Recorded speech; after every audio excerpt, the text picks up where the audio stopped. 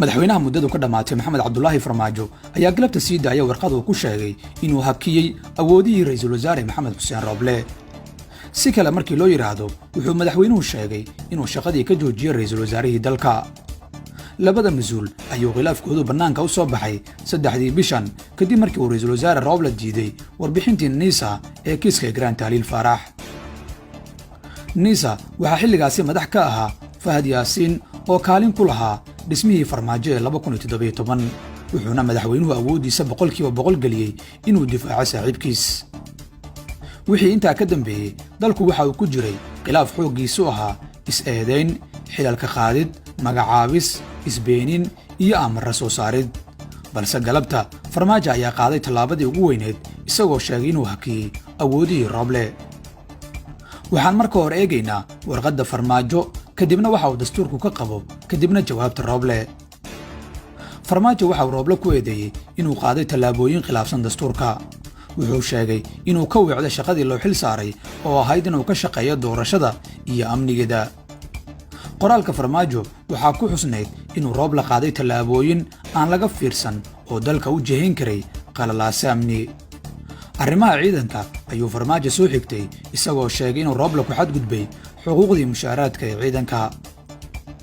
wada shaqayn la'aan iyo xilgudasho la'aan ayuu sidoo kale farmaajo ku dhaleeciyay ra'iisul wasaare rooble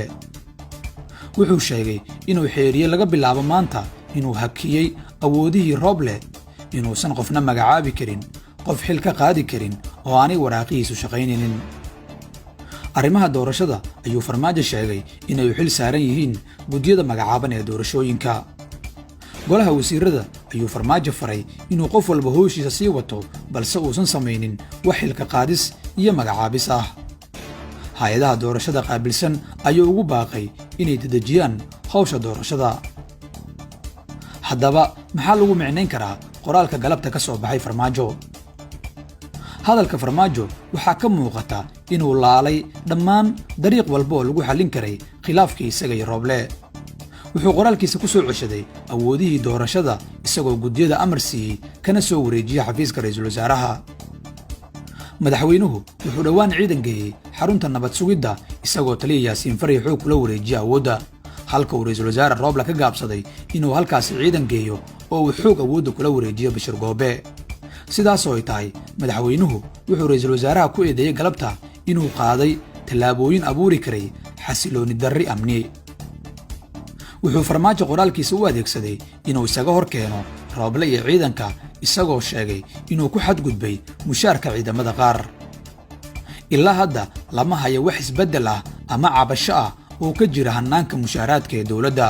balse qodobkan wuxuu farriin u yahay halka uu farmaajo u socdo dadka qoraalkan fasiraadda ka bixiyey waxay ku soo koobeen inuu farmaajo dib uga gurtay mashruucii doorashada oo dhan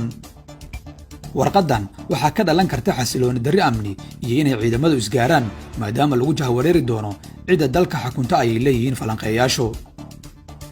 haddaba farmaajo sharciyan xaq ma u leeyahay inuu ra'iisul wasaaraha shaqada ka joojiyo wuxuu farmaajo soo daliilsaday qodobka 87 xarafka ba iyo xarafka ca balse qodobadaasi ma sheegayaan inuu madaxweynuhu hakin karo awoodaha ra'iisul wasaaraha tusaale qodobka 87 xarafka ba wuxuu leeyahay madaxweynuhu waa astaanta midnimada qaranka halka xarafka ca ee isla qodobkaasi uu leeyahay madaxweynuhu waa ilaaliyaha iyo horumariyaha mabaadi'da aasaasiga ah ee dastuurka sidoo kale wuxuu farmaajo soo qaatay qodobka 9aad xarfihiisa ba ca iyo e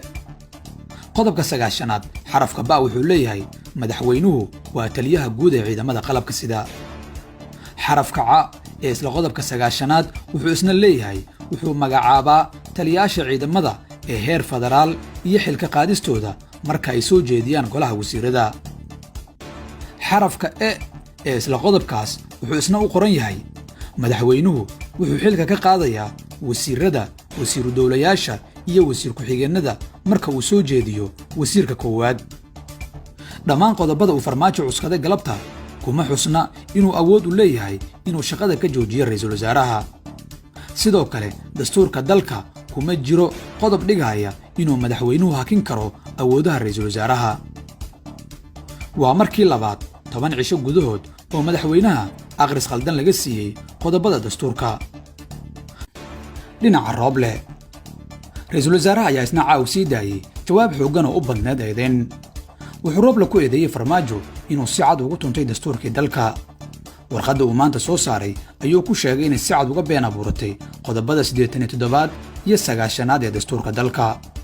wuxuu kaloo sheegay inuu buriyo Farmaajo qodobka 99 ee ka hadlaya awoodaha xukuumadda iyo midka 103 ee sheegaya inuu ra'iisul wasaaruhu shaqada sii wadayo ilaa laga keenayo ra'iisul wasaarihii bedeli lahaa ee uu xilka ku wareejin lahaa. wuxuu Rooble sheegay inuu Farmaajo iska indhatirayo inuu waqtigii ka dhammaaday 8 Febraayo uuna rabo inuu abuuro fawdo iyo deganaansho la'aan. ra'iisul wasaare Rooble ayaa waxba kama jiraan ku tilmaamay warqaddii uu Farmaajo soo saaray galabta. wuxuu ku eedeeyey inuu ku fashilmay inuu dalka doorasho gaarsiiyo, isagoo ku eedeeyey inuu carqalad ku hayo doorashada, amniga iyo dhaqaalaha. Rooble wuxuu iska fogeeyey eedayntii Farmaajo ee faragelinta mushaaraadka ciidanka, wuxuuna askarta faray inay ka fogaadaan arrimaha siyaasadda. wuxuu Rooble ugu baaqay Farmaajo inuu joojiyo ku xadgudubka dastuurka qaranka, jabinta heshiisyada doorashooyinka, carqaladaynta howlaha xukuumadda, abuurista xasilooni darrada iyo isku dayga sadbursiga doorashooyinka oo ay tahay inay u sinaadaan dhammaan musharaxiinta u tartamaya xilka madaxweynaha. fahamka labada warqadood ee ay soo saareen Farmaajo iyo Rooble waa inay si weyn u kala guureen labada nin, mana muuqato waayeelnimo siyaasadeed iyo waxeerin, waxaana ay tallaabooyinkani cabsi gelinayaan amniga iyo xasiloonida dalka. maxay kula tahay adiga?